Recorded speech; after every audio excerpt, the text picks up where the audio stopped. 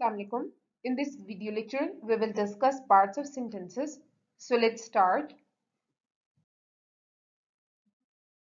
When we talk about parts of sentences, so basically there are two parts of sentence. Number one is the subject and number two is the predicate. The subject basically refers to the part of the sentence that tells us who or what the sentence is about. The predicate of the sentence includes the verb and everything that follows it. तो basically subject कौन होता है? वो हमारा doer होता है। जो भी लाइक आपका सेंटेंस है उसके अंदर आप जो भी इंफॉर्मेशन डिलीवर कर रहे हैं उसका जो मेन एलिमेंट होता है या उसका जो एक्शन का डूअर होता है ना, उसको हम कहते हैं कि वह सब्जेक्ट है। और जितनी भी बाकी चीजें उसको सपोर्ट कर रही होती हैं ना, वो चाहे मॉडिफायर्स हैं, वो चाहे वर्ब है, वो चाहे एडजेक्टिव है, वो सब के सब जो है वो प्रेडिकेट में आते हैं। तो पहले हम थोड़ा सा सब्जेक्ट को डिटेल में डिस्कस कर लेते हैं और फिर हम we will discuss the predicate.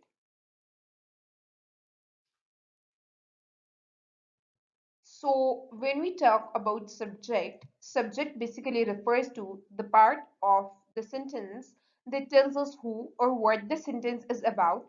The subject is a noun, pronoun or a noun phrase clause.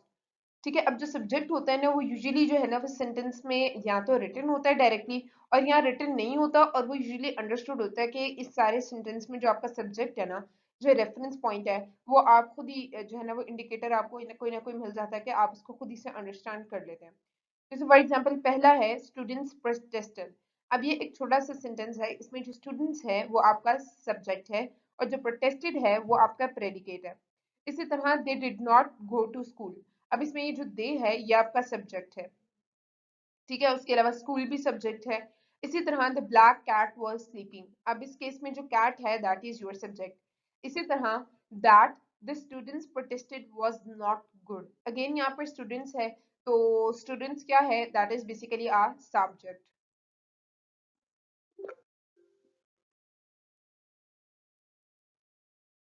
अब अगर हमें बेसिक पता चल गया है कि सेंटेंस होता क्या है, सॉरी सब्जेक्ट होता क्या है, तो अब अगली चीज जो हमने डिस्कस करनी है वो है प्लेसमेंट ऑफ सब्जेक्ट, कि आपने सब्जेक्ट को प्लेस कहाँ करना होता है सेंटेंस में। ठीक है, सब्जेक्ट जो होता है ना सेंटेंस के अंदर, वो स्टार्ट पर भी आ सकता है। ठीक है, इसकी एग्जांपल अगर हम देखें तो एग्जांपल है अ शेफर्ड हियर्स अ बार्किंग साउंड।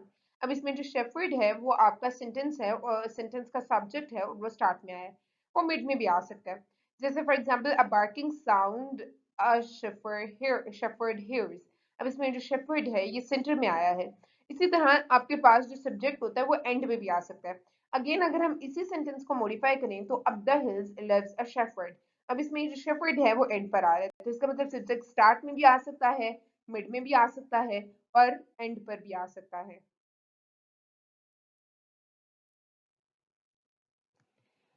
अब अगर मैं बात करूं टाइप्स ऑफ सब्जेक्ट की, तो उसमें से सबसे पहली टाइप है वो है सिंपल सब्जेक्ट। सिंपल सब्जेक्ट क्या होता है? It is basically just one word, a noun और अ प्रोनाउन। ठीक है, जैसे फॉर एग्जांपल मैन इज मॉर्टल।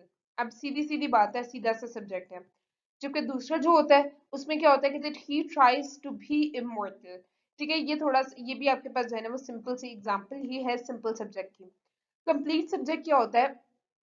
इसमें आपके पास सिंपल सब्जेक्ट भी आ रहा होता है और इसके साथ जितने मॉडिफायर्स हैं वो भी आ रहे होते हैं। For example black cat was sleeping. ठीक है, तो ये आपके पास यहाँ पर ब्लैक कैट है, तो ये आपका एक कंप्लीट सब्जेक्ट है, क्योंकि जो ब्लैक है वो कैट के करेक्टर को मॉडिफाई कर रहा है। तीसरी जो एग्जाम्पल है वो है कंपाउंड सब्जेक्ट की। कंपाउंड सब्जेक्ट वो होता है कि जब आप दो सिंपल सब्जेक्ट्स को कंजंक्शन के साथ मिला दें। अब इसकी एग्जाम्पल भी आप अगर देखें तो एग्जाम्पल है Anam and Faisal are engaged. Again आपने अनम और फैसल को एंड से मिला दिया, तो ये आपके पास कंपाउंड सेंटेंस बनेगा। Now, what is predicate? Predicate basically includes the most essential element, verb, and everything that follows it. ठीक है, अब predicate का काम क्या होता है? It basically tells us what the subject does with an action verb. For example, the baby cried. अब ये जो सेंटेंस है इस पे बेबी आपका सब्जेक्ट है, तो क्राइड क्या है? वो आपका प्रेडिकेट है, जो कि मेजोरिटी केसेस में जो मेन प्रेडिकेट होता है वो आपका एक्शन वर्ब ही होता है। ठीक है, अब दूसरा ये होता है कि वो इस तरह से भी हो सकता है कि that a predicate basically describes the subject using a linking verb and a compliment. ठीक है, अगर आप किसी सब्जेक्ट को डिस्क्राइब करना चाह रहे हैं, ठीक है, तो उसके लिए भी आप जो है वो प्रेडिकेट का यूज कर सकते हैं। उस केस में आप क्या करेंगे, एक लिंकिंग वर्ड लेंगे और एक कॉम्प्लीमेंट लेंगे। जैसे for example the baby is happy, इसमें जो इज है वो आपका लिंकिंग वर्ब है और जो हैप्पी है वो आपका कॉम्प्लीमेंट है।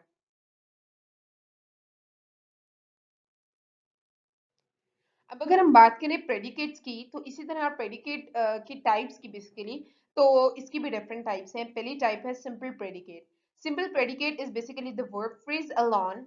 अगर आ रहा है आपके पास सेंटेंस में तो वो सिंपल प्रेडिकेट है। फॉर एग्जांपल दे वॉन या दे लॉस्ट, ठीक है, इस तरह से। दे स्लेप्ट, ठीक है, इस तरह कुछ भी। और दूसरा आपके पास होता है कंप्लीट प्रेडिकेट। कंप्लीट प्रेडिकेट क्या होता है कि आपके पास वर्ब फ्रेज भी आ रहा है और उसके साथ जो है वो मॉडिफायर्स भी आ रहे हैं। अब इसकी एग्जांपल अगर आप देखो तो they have won the match comprehensively, ठीक है। अब इसके अंदर देखो कि सिर्फ आपके पास एक्शन वर्ड नहीं आ रहा, बल्कि सब्जेक्ट के अलावा आपके पास और भी मॉडिफायर्स आ रहे हैं। कॉम्प्रिहेंसिवली एक मॉडिफायर है यहाँ पर। इसी तरह अगर मैं कंपाउंड प्रेडिकेट की बात करूँ तो इसमें क्या होता है कि अगर दो फ्रेजेस को आप कंजंक्शन से मिला दें या दो वर्ब फ्रेजेस को मोर पर्टिकुलरली, तो वो कंपाउंड प्रेडिकेट बनता है। For example they have von and made a record, ठीक है। तो अगेन वॉन एंड मेड को आपने एंड से मिला दिया, तो ये आपके पास जो है वो कंपाउंड प्रेडिकेट बन गया। अब अगर मैं बात करूं एडिशनल पार्ट्स ऑफ प्रेडिकेट की, तो प्रेडिकेट के बारे में हमने जो अभी तक बात की है वो यही की है कि जो प्रेडिकेट का एसेंशियल पार्ट होता है ना वो वर्ब फ्रेज होता है। लेकिन कभी कभार क्या होता है कि जो वर्ड फ्रेज है उसके साथ कुछ एडिशनल चीजें भी आ जाती हैं। अब वो एडिशनल चीजें कौन सी होती हैं, उसके अंदर आपके पास ऑब्जेक्ट भी आता है, कॉम्प्लीमेंट भी आता है और एडवर्बियल भी आता है।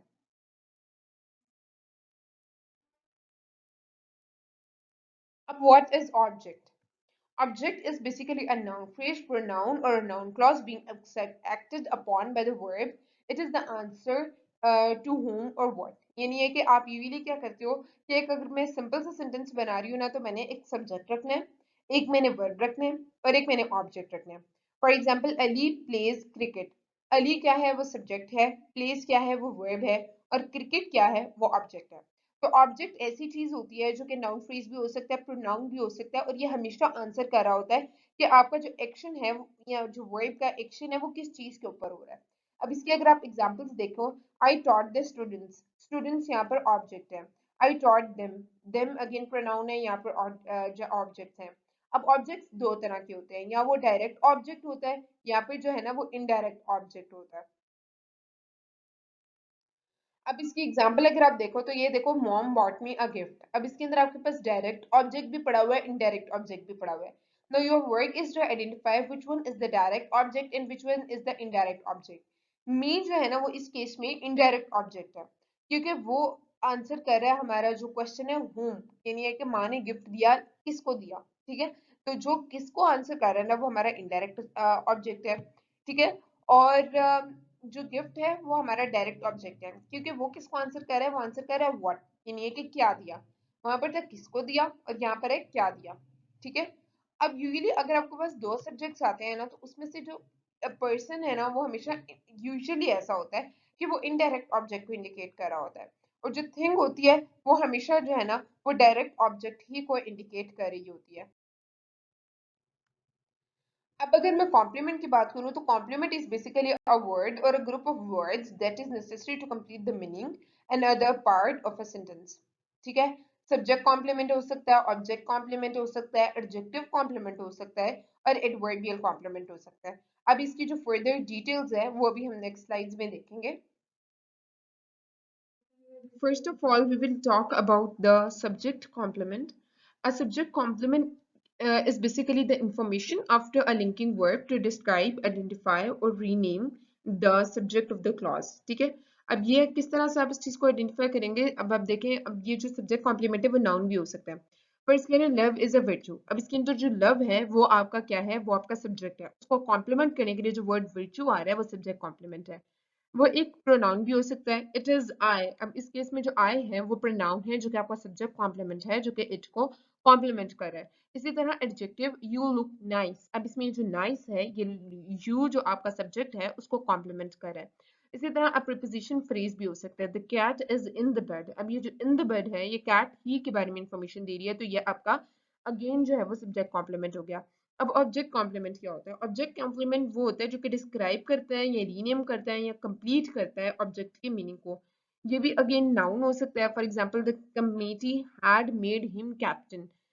ठीक है, अब इसके अंदर जो हिम है उसको डिस्क्राइब कर रहा है, ठीक है, तो अब कैप्टन एक नाउन, हिम आपका जो है वो ऑब्जेक्ट था, तो उसको जो है वो डिस्क्राइब कर रहा है, तो ऑब्जेक्ट कॉम्प्लीमेंट होगा। अगर मैं एडजेक्टिव की बात करूँ तो वो है she wanted to make him happy. अब इसके अंदर अगेन हिम के बाद हैप्पी आया, तो हैप्पी आपका जो है ना वो ऑब्जेक्ट कॉम्प्लीमेंट है, क्योंकि वो हिम को मॉडिफाई कर रहा है। इसी तरह तीसरी एग्जांपल इन्फिनिटिव की है, I do not expect him to approve. ठीक है, तो अब ये जो टू अप्रूव है वो हमें हमारा जो ऑब्जेक्ट हिम है उसकी इंफॉर्मेशन दे रहा है, तो ये इस केस में इन्फिनिटिव जो है ना हमने ऑब्जेक्ट कॉम्प्लीमेंट के तौर पर यूज किया है। अब अगर हम फर्दर बात करें तो फर्दर हमारे पास आता है एडजेक्टिव कॉम्प्लीमेंट। एडजेक्टिव कॉम्प्लीमेंट क्या होता है? ये हमें बेसिकली इंफॉर्मेशन देता है रिगार्डिंग द एडजेक्टिव जो कि आपके पास सेंटेंस में इस्तेमाल हुआ है, ताकि आपको एडजेक्टिव का मीनिंग जो है वो फर्दर क्लैरिफाई हो जाए।